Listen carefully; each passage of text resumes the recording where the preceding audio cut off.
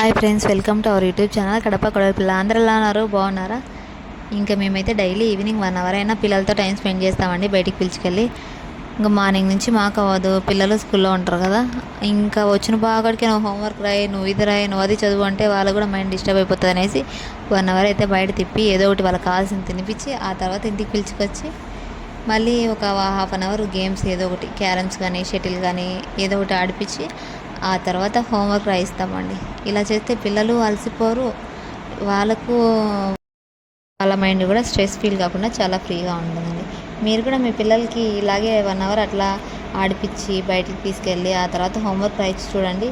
మీ పిల్లలు కూడా స్ట్రెస్ లాగా చదువు అంటే ఏదో భయం లాగా లేకుండా హ్యాపీగా రాసుకుంటారు.